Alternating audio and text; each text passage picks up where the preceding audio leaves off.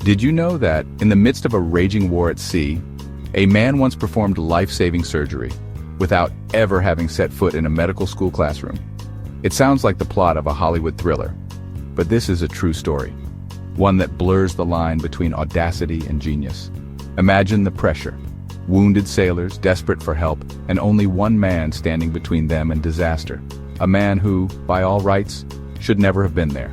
Meet Ferdinand Waldo Demara Jr., a man whose name became synonymous with deception and daring. During the chaos of the Korean War, Demara didn't just blend in, he stood out, earning the respect and admiration of those around him. But behind the uniform and the accolades was a secret. Demara was not who he claimed to be. He was a master of disguise, a chameleon who could slip into any role with astonishing ease. Known as the Great Impostor, Demara's life was a whirlwind of reinvention. He became a Trappist monk seeking peace and solitude in the quiet halls of a monastery. He lectured as a college professor, captivating students with knowledge he'd picked up from books and observation. Each new identity was a fresh start, a chance to test the limits of his intellect and nerve.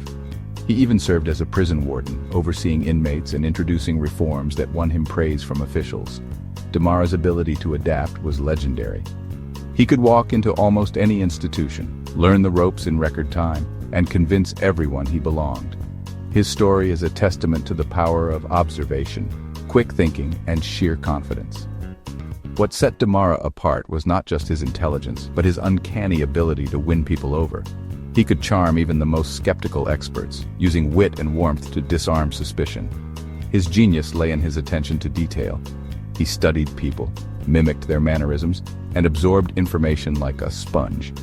In a world that values credentials, Demara proved that confidence and adaptability could open almost any door.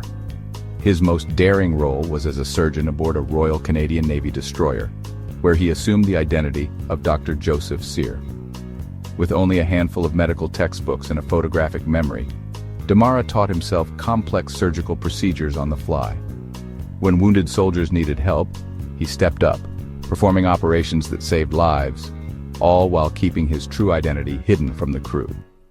Picture the chaos of a war zone, the roar of the ocean, the constant threat of attack, and the desperate cries for help. Demara was the only medical officer on board, and the lives of his fellow sailors depended on his steady hands and quick thinking. He relied on his remarkable memory and unshakable nerve, performing surgeries that would have challenged even seasoned doctors. Against all odds, he succeeded, earning the gratitude of those he saved and the admiration of his peers. But Demara's story is more than just a tale of deception. It forces us to ask difficult questions about identity, expertise, and what it truly means to be qualified. Can skill and determination sometimes outweigh formal education? Where do we draw the line between resourcefulness and fraud?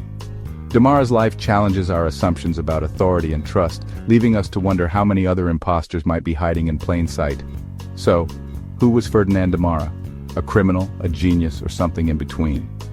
His life is a fascinating journey through the possibilities and perils of reinvention.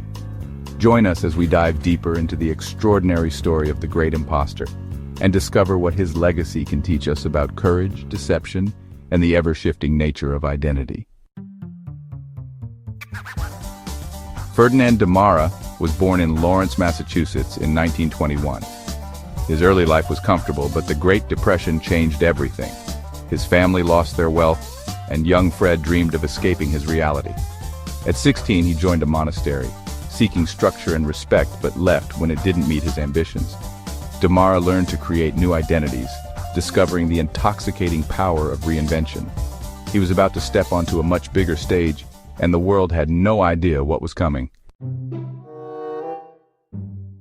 After spending years within the quiet, disciplined walls of the monastery, Ferdinand Demara felt a restless energy building inside him.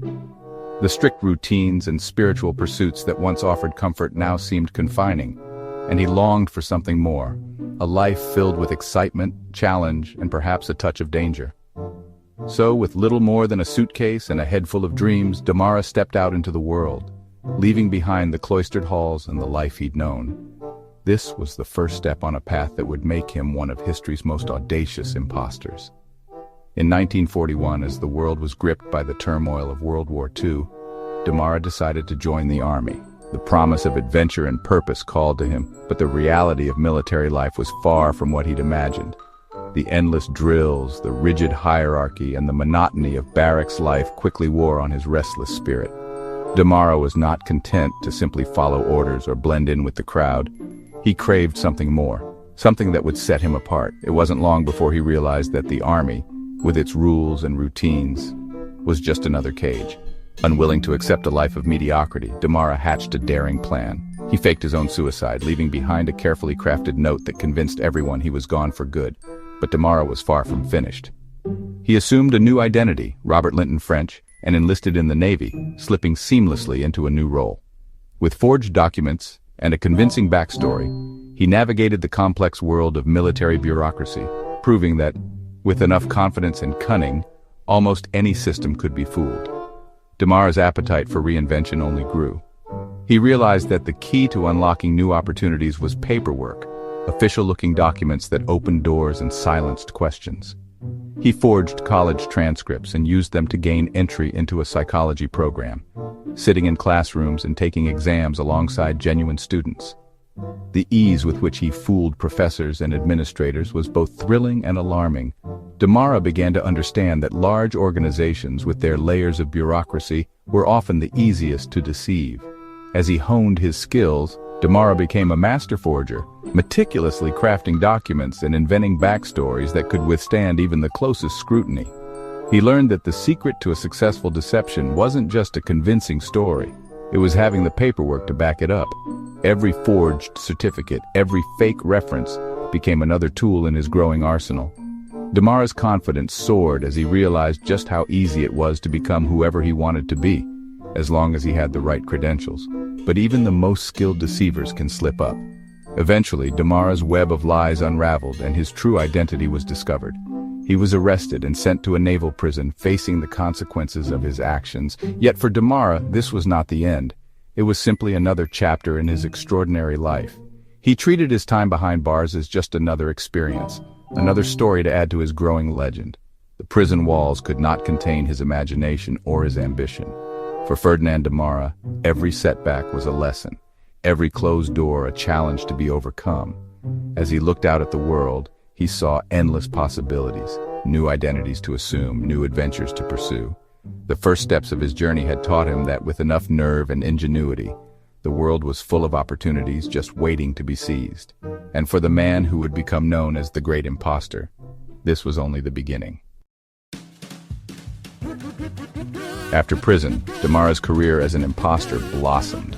He became a college professor, claiming to be a psychologist with a PhD. He read textbooks the night before lectures, impressing students and faculty with his charm. Demara understood that confidence could be more convincing than actual knowledge. He moved on to new roles, including a law student, cancer researcher, and prison warden's assistant. In each role, he performed surprisingly well, but none of those talents were officially his. Demara's most daring imposture was as Dr. Joseph Cyr in the Royal Canadian Navy during the Korean War. With borrowed credentials, he became a surgeon lieutenant on the HMCS Cayuga. Despite having no medical training, he handled medical needs and prepared for emergencies by reading textbooks. Demara's calm demeanor and confidence earned the crew's trust, creating a perfect illusion. The war was getting closer, and the HMCS Cayuga was sailing into the heart of the conflict. The moment Demara had been preparing for arrived when the HMCS Cayuga took on wounded South Korean soldiers. With 19 critically injured men, Demara took charge, reading a textbook on traumatic surgery before operating. Over 2 days, he performed chest surgeries and amputations, saving all 19 soldiers. The captain praised Dr. Cyr's incredible skill, and news of the heroic surgeon spread. Ferdinand Demara, the impostor, was now a national hero.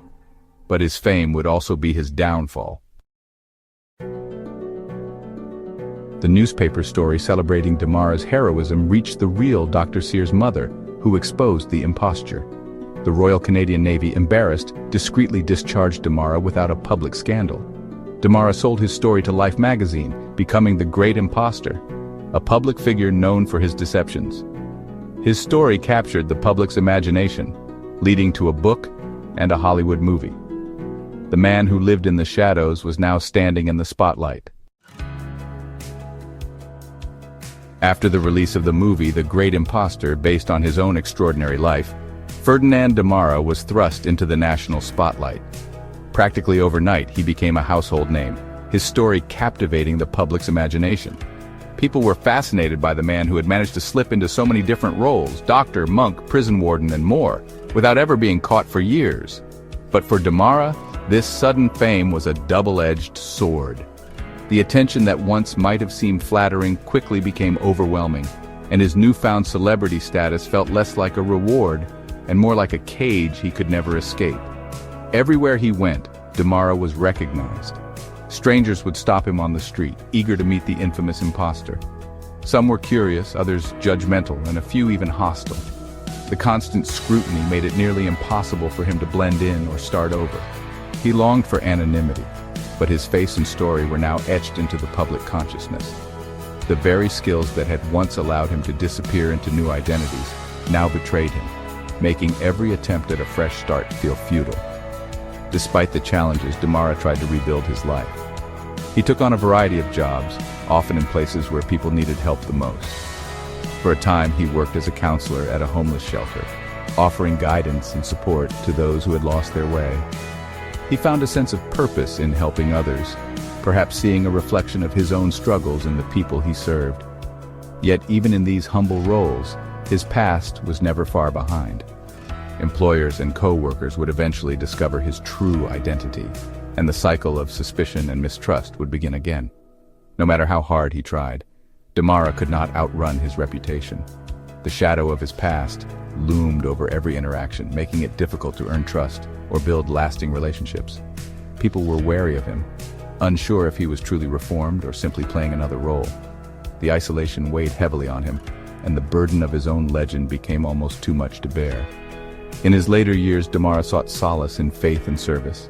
He became a hospital chaplain, dedicating himself to comforting the sick and the dying. In the quiet halls of the hospital, he found a measure of peace that had eluded him for so long. The work allowed him to connect with people on a deeper level, offering compassion and understanding without judgment. For the first time, he was able to help others without hiding who he was. Ferdinand Demara died in 1982 at the age of 60, his remarkable journey finally coming to an end. He was a man who had lived many lives, each one a testament to both the power and the peril of reinvention. In the end, he found a kind of redemption, not in fame or deception, but in quiet acts of kindness and service. The world remembers him as the great impostor, but those who knew him in his final years saw something more, a man searching for peace, and perhaps, at last, finding it. Ferdinand Demara's story challenges our ideas about credentials and authority. He proved that confidence and a quick mind could perform as well as a trained professional. Demara was a complex man, seeking respect and a place to belong. His life was a performance, requiring courage and intelligence to improvise daily. His story is a reminder that people are not always what they seem, and reality can be stranger than fiction. Thank you for joining me on this journey.